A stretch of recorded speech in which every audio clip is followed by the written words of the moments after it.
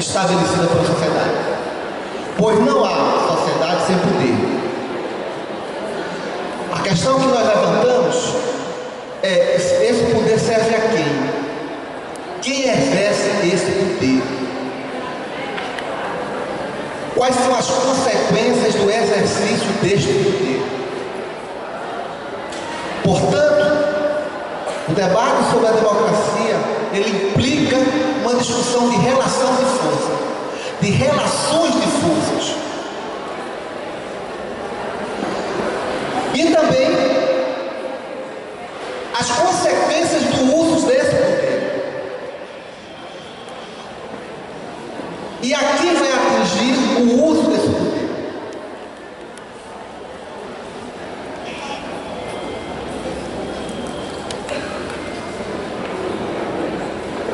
E eu penso que os poderes como redes,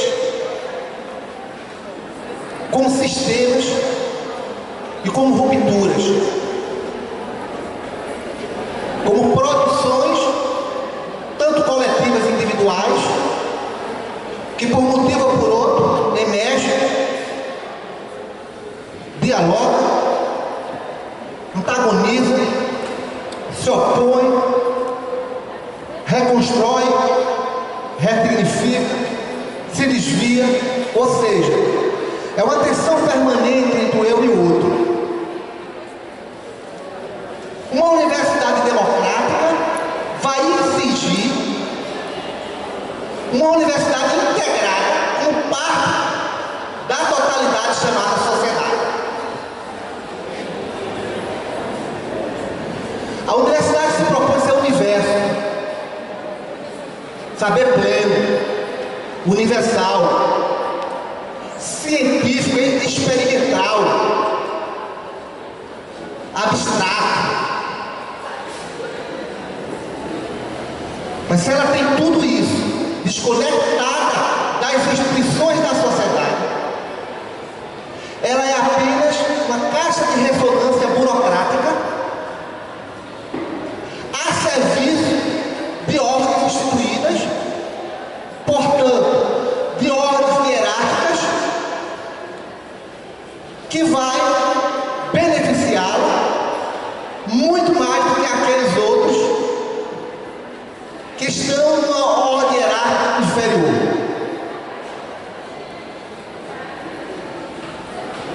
E o Brasil vem em efervescência nas ruas,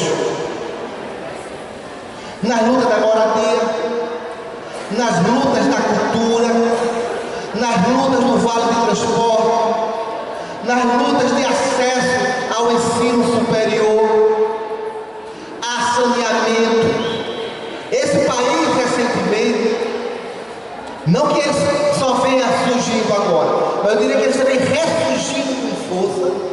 E uma universidade que se propõe democrática é uma universidade que está ligada a esses anseios, está conectada, está ligada, ela perpassa a essas problemáticas, que está inserida efetivamente nesses anseios coletivos, que tenta quebrar essas ordens institucionais autoritárias, normalmente que aparecem na forma do Estado repressor, na repressão do Estado da Justiça e do Estado da Polícia. Agora mesmo, os trabalhadores rodoviários ganharam o direito a uma greve, por sinal muito pouco, 10%, mas conquistaram uma forte greve, e depois os empresariados, aliados com o setor da justiça, dá um golpe e diz que não vai implementar enquanto não decide finalmente. Um argumento jurídico e burocrático, para simplesmente copiar as lutas de ruas dos trabalhadores rodoviários, que nos levam no dia a dia para o nosso trabalho, que é extremamente desgastante de ser motorista e ser cobrador. Então, um trabalho sofrido desse, e às vezes, normalmente, a universidade fica alheia a essas lutas sociais. E aí, a democracia ela não pode ser resumida a procedimentos burocráticos no fechamento da organização.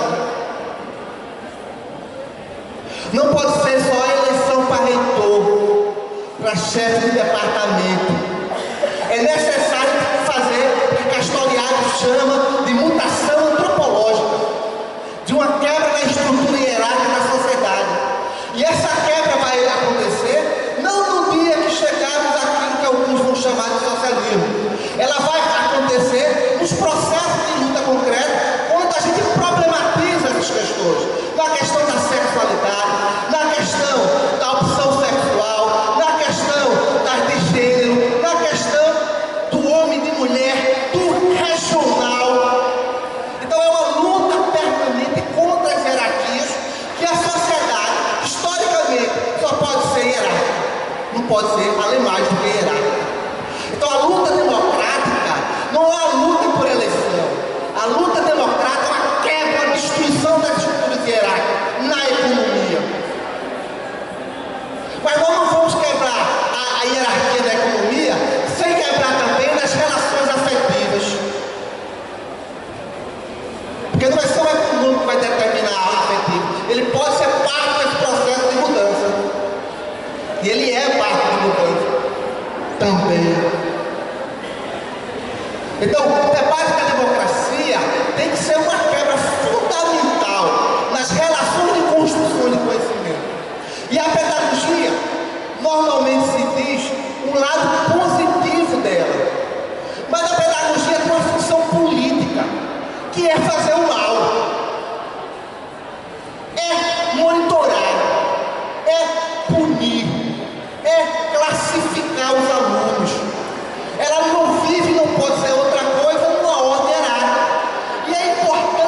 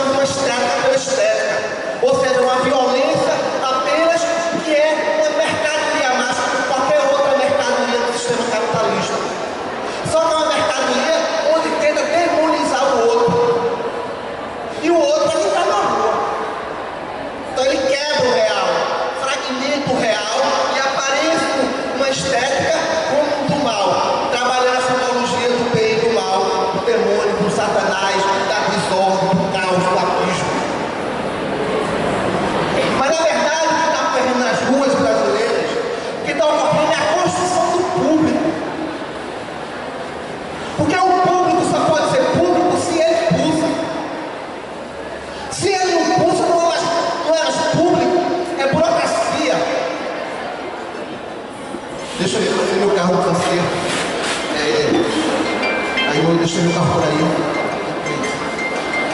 Bom, o salário é baixo para comprar hoje. Então, o público só pode ser público se ele pulsa. Então, não existe público sem essa pulsação, sem essa vida, sem essas tensões, sem as diferenças, sem as divergências, sem as construções coletivas de regras para superar os conflitos que vão ser inerentes nela. O público não é o pacifismo que essa ordem autoritária desde a escravidão tenta pregar. Não é a Rede Globo, não é a Record e nenhumas porcarias dessas. Nem o juiz que decide as vidas da gente numa mesa. Quem constrói o público é isso pouco que nós estamos fazendo aqui. É um pichador, é uma arte. E não há democracia sem arte, sem o questionamento, sem a ousadia que as meninas no Rio de Janeiro fizeram. Que bateu a Polícia Federal. Não, tu espera um momento. Eu me esqueci o nome do grupo de teatro. Acho que é Xerereca, alguma coisa aí, que um protesto contra estupro que estava ocorrendo e acharam que era uma violência, né? E aí bateu a Polícia Federal para de novo criminalizar o movimento. Vou mandar. Porque o poder tem medo de elos, o poder tem medo de ajuntamento de pessoas. O poder só gosta de ajuntamento de pessoas para ficar chorando, se lamentando, que tem sede, que passa fome, que passa desespero. Isso o sistema gosta. O sistema gosta de pessoas que ficam numa relação de não autonomia, mas de heteronomia, de um processo alienante, de sentimento de culpabilização, de impotência. Aí eles gostam daquelas filas quilométricas no SUS, nos hospitais, todo mundo pacificamente observando a sua própria morte e a sua própria dor. Então, o público só pode ser público se ele pulsa. Portanto, esses conflitos de rua estão instituindo o público, estão instituindo a democracia, estão instituindo regras de convivência, de desejo. Porque não há democracia sem desejo. Esse é o problema. Portanto, a democracia não pode ser ensinada. A democracia não pode ser educada. Há um limite no processo educacional. Porque eu só posso ter uma outra sociedade se eu desejar essa sociedade. Para eu desejar essa sociedade, eu preciso me libertar das forças hierárquicas, das forças de submissão da nossa ordem afetiva, da nossa ordem política, de sociabilidade do dia a dia. Porque se não for isso, nós não teremos democracia sem desejo, sem fantasia, sem a quebra de uma ordem formalizada, onde eu só posso ser reconhecido se tiver um comportamento estereotipado dessa ordem. Então a construção da democracia é uma construção extremamente difícil e permanente. Nós nunca vamos chegar à democracia. Isso não existe. Só pode existir um discurso, como em teologia, de grupos que se apoderam da estrutura de sociabilidades e impõem o seu discurso. Mas a democracia nunca vai existir. Para ela ser democracia, ela tem que ser uma tensão permanente do dever. Ela tem que ser uma tensão permanente do que até onde eu posso ir mais do que eu já fiz. E está aberta essa tensão, está aberto o conflito, está aberto a essas outras possibilidades.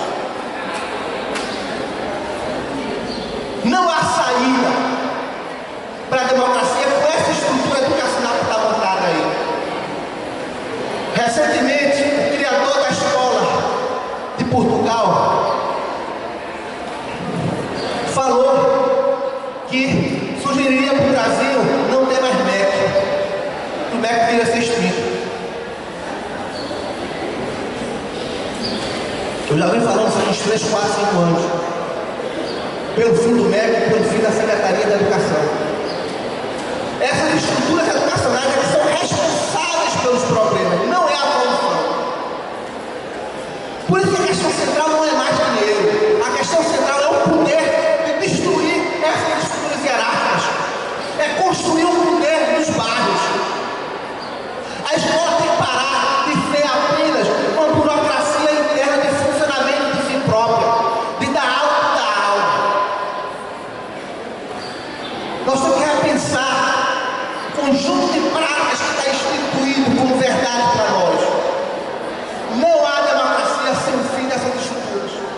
Uma escola que conseguir construir uma prática democrática, ela vai ser obrigatoriamente perseguida pelo Estado.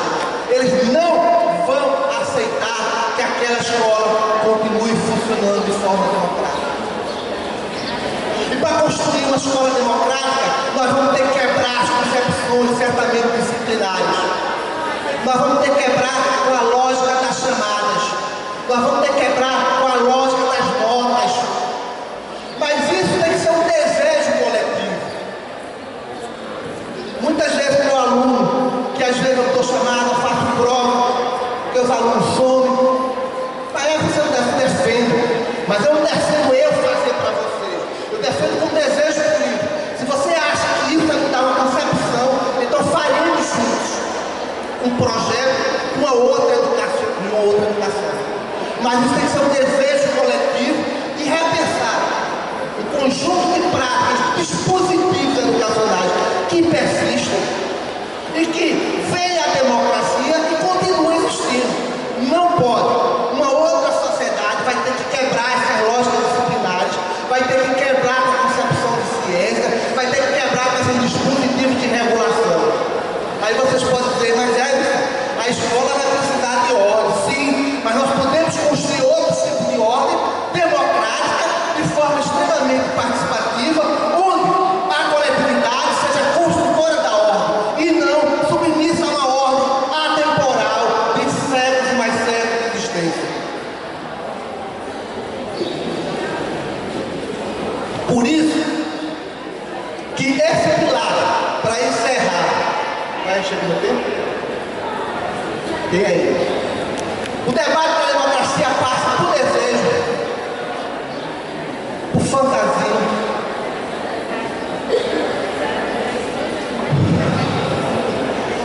e dentro do desejo dessa fantasia, a quebra da hierarquia.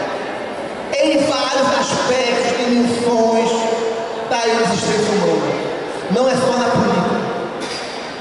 Não é só na política. E é por isso que é difícil.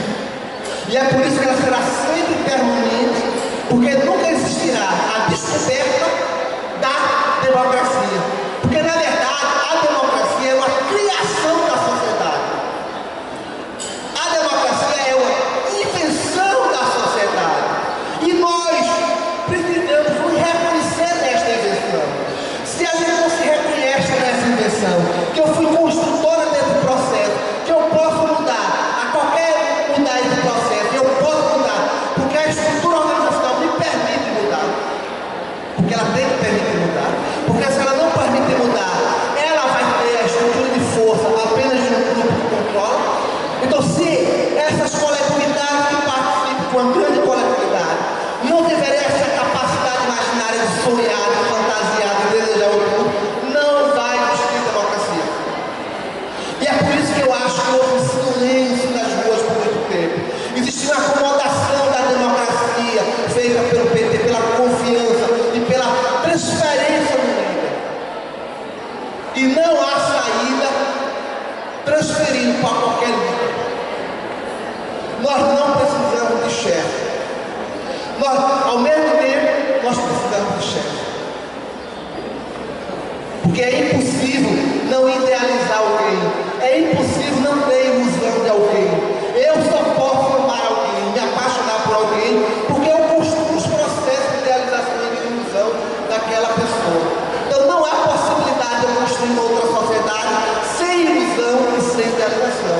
Mas quando a ilusão e a idealização passam a me dominar de tal forma que a minha autonomia do meu projeto que eu sou fica subsumida neste processo de realização, pode ter certeza que o processo de hierarquia volta a haver força e ele será muito mais negativo do que positivo.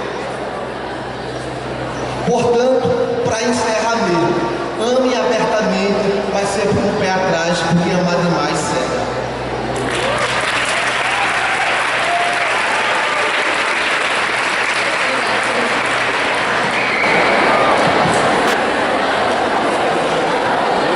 Bom dia a todos, eu gostaria de saudar a mesa, os componentes presentes. Meu nome é Leila, sou da Universidade do Estado da Bahia, campus 12 do Morumbi. Enquanto eu pensei em democracia,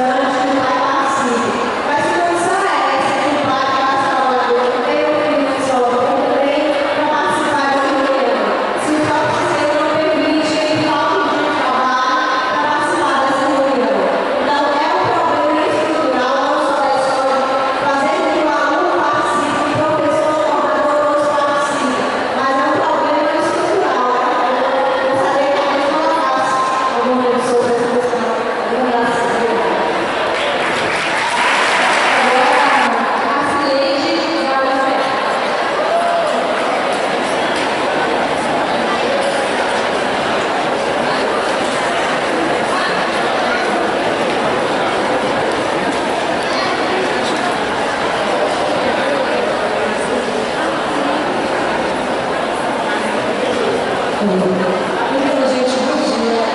É assim, eu salvo a mesa e eu vou começar a falar porque você falou sobre psicologia e a questão política.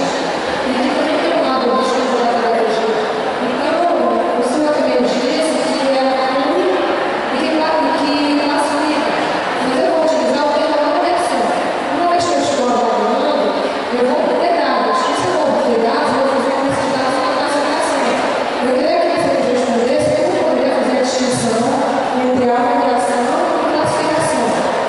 Também com a sua fala, você falou sobre democracia, que deve ser sonhada, que deve ser idealizada e que deve ser buscada. Como é que eu vou sonhar sobre uma democracia se é um pedaço de papel gravado para dizer se tem direito ou não a votar na Câmara?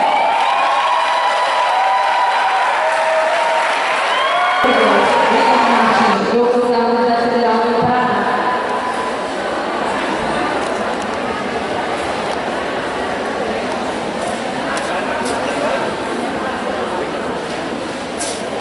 Bom dia, eu sou o Douglas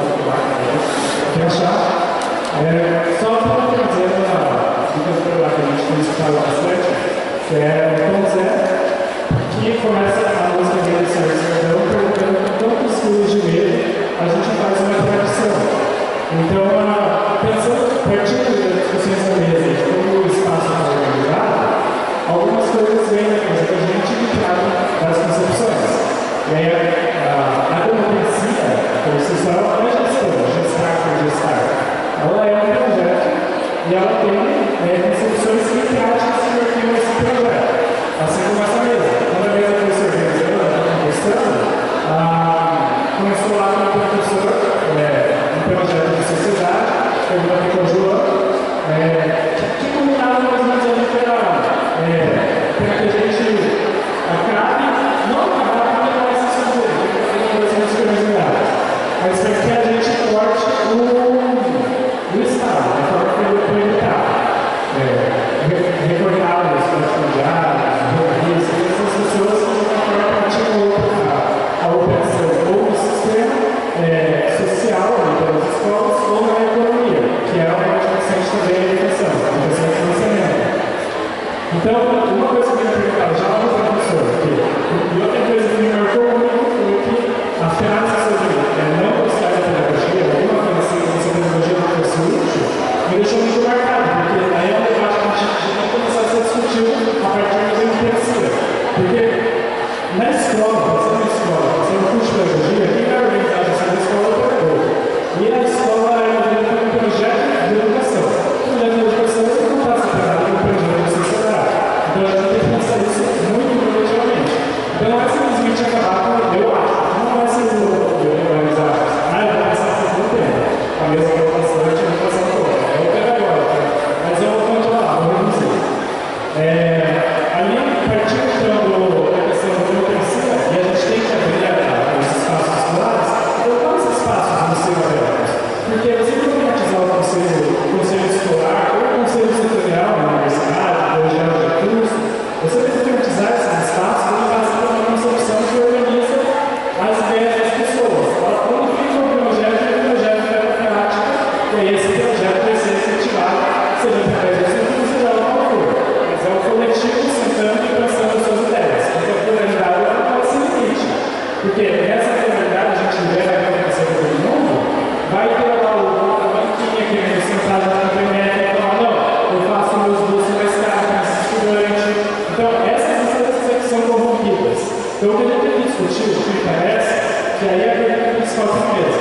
Vocês são contra os espaços que esse sistema político criou, ou vocês são contra a forma como ele se estabeleceu? Porque eu não vejo outra estrutura, e aí a gente tem que ter a experiência prática. Lá na nossa universidade, através do legislativo, o centro acadêmico tem uma estrutura burocrática, uma estrutura que ela o regimento, é uma estrutura que representa. Então, é a estrutura burocrática, a gente está fazendo uma atividade burocrática. Então, essa estrutura vai ser planejada por novas regras. A gente lá participou da renovação do regimento do setor de educação, que é a Faculdade de Educação de outros estados. Então, nesse regimento que a gente definiu, conselho setorial, 30% de estudantes, ou de 30% técnico, ou de 30%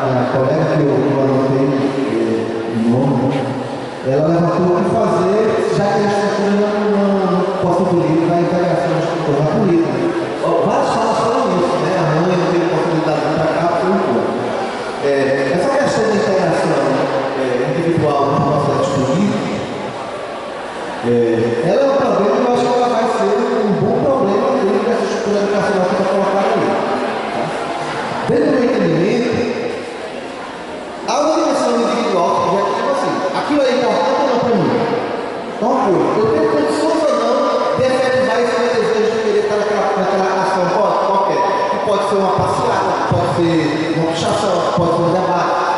As pessoas vão ter que julgar. Isso acontece muito aqui no CE e eles querem. Pessoas liberam o debate.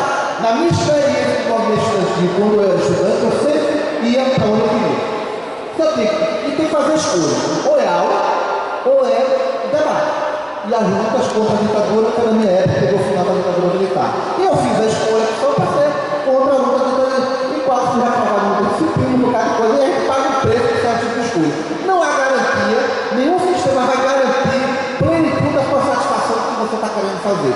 Nós faremos sempre escolha. Cada pessoa escolher. Numa estrutura democrática, talvez a própria estrutura educacional hoje, nossa, ela é sala de aula. A estrutura de sala de aula impede essa dinâmica de produção de conhecimento, para além da sala de aula. Então, primeiro vai ter que quebrar essa visão disciplinar da sala de aula. Então, acho que é uma coisa que precisa ser feita. E não é fácil fazer isso, né? Veja, qual a diferença de avaliação e classificação? Em primeiro lugar, cresceu muito a área de pesquisa na área de avaliação. Por quê? É claro, porque o neoliberalismo decidiu que a avaliação é central hoje na sociedade. Ela não cresceu porque tem o conhecimento necessário. A avaliação é uma instituição. Hoje, qualquer tipo de organização precisa fazer avaliação. E eu pergunto, por que é que eu tenho que fazer avaliação? É uma pergunta idiota, mas necessária. Por que é que as organizações precisam fazer avaliação? Né? Recentemente, uns 3 anos atrás, o professor de Portugal esteve aqui e ele fez essa pergunta: por que avaliar? As pessoas não querem mais discutir por que avaliar. Eu vou discutir a melhor tipo de avaliação. Então, eu acho que é uma dimensão filosófica antes e política que importa. Por que é que nós temos que fazer avaliação? Por que é que a escola, a sala de aula, precisa constantemente? Porque quando a gente fala de avaliação, não tem outra. Nós vamos ter que hierarquizar e classificar. Não há. Eu participei do Encontro Nacional de Didática de Avaliação. Aí uma professora chegou com a seguinte ideia: olha, com as crianças, e aí eu sou contra a avaliação. Aí ela colocava o quê? Chuva. Um desenho na chuva. É porque ela não tinha gostado. Outra, tempestade. Então ela fazia o que ela queria. É a mesma lógica. Porque está dizendo, eu gostei ou não gostei desse trabalho. Óbvio que nós vamos ter empatia ou não com o tipo de conhecimento. O professor prejulga o aluno. Ele gosta de um, gosta do outro, isso é normal. O que não deve ser normal é que nesse prejulgamento, nessa empatia que ele vai ter com o aluno, de conhecimento, de reconhecimento, né, do aluno valorizar o seu trabalho, e aí você começa a hierarquizar os processos de conhecimento. Eu acho que é uma coisa. A avaliação não é necessária. Eu participei de um debate aqui e disse uma coisa de outra. Uma especialista em avaliação veio da Espanha.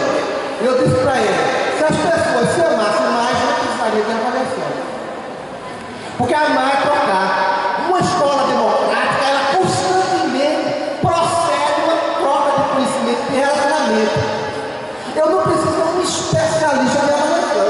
Só tem um especialista em avaliação, porque há um hierárquico que eu classifico os conhecimentos e eu elejo algumas pessoas como capazes de elaborar uma proposta. Então, na verdade, se os processos de democratização da sociedade, ele obrigatoriamente, a avaliação é tão inerente no processo de relacionamento afetivo também, que ele vai estar desnecessário. Porque a própria prática social implica uma capacidade de refletir, de julgar, de nomear o mundo. Talvez nós não precisamos classificar, talvez nós precisamos nomear. A nomeação necessariamente ela não classifica. Então é uma questão que fica aberta para a experiência dos movimentos sociais. Tá? Por exemplo, antes de encerrar, em 68, Foucault e um grupo de pesquisadores na França criaram uma faculdade que não tinha prova chamada, era tudo público, os debates e discussões. Olha o que é que o Estado fez? O Estado prendeu a filha de Lacan, saiu prendendo gente, meteu o cacete e não reconheceu nenhum diploma daquela experiência. Deixemos a fantasia e criemos outro tipo de experiência. E aí entra na questão de colega. Eu, particularmente, defendo, na área de pedagogia, a área da ciência, para mim, é muito conservadora, porque ela já elegeu escolar, o conselho de classe e tal. Eu fui diretor de escola pública, tá? E nunca criei conselho escolar. Era tudo aberto, o pau comia publicamente na reunião. Não tinha representante. Qual é a tendência? Houve um processo de redemocratização, eu entendo, extremamente positivo. Foi construído esse mecanismo, e só que hoje eu acho que nós nos perdemos a ele. Tá? É como eu digo sempre, casamento não é amor. Democracia não é conselho escolar. O que vai dizer se um órgão ele é democrático ou não, vai ser os processos coletivos de regras e afetos que é construído naquela coletividade. Que pode ser até um conselho escolar, como nós chamamos de conselho escolar, que o Estado nos obriga a ter um conselho escolar, como democrático. É por isso que a democracia hoje é vazia. Nós temos uma eleição e essa palhaçada no político eleitoral. O Dudu hoje é o maior candidato daqui, é um espírito.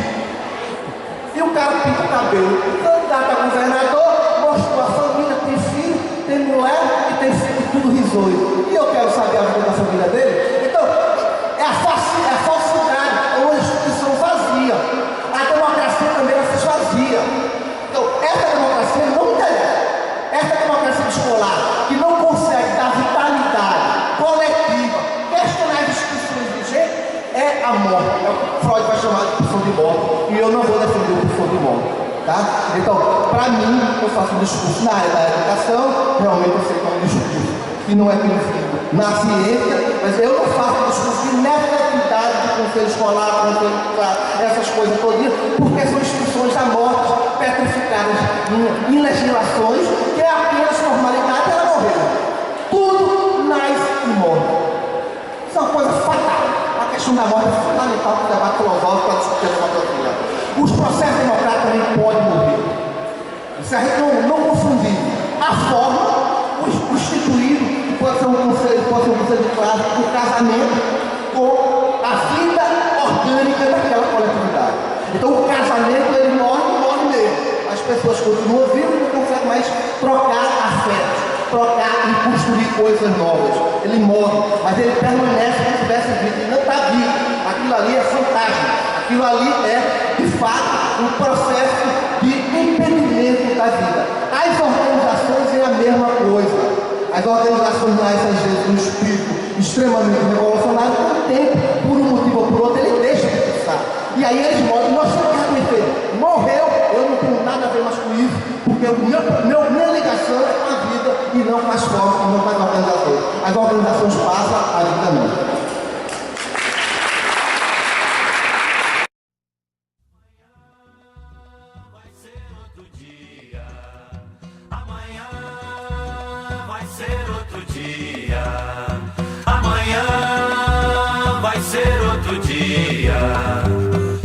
Hoje você é quem manda, falou, tá falado.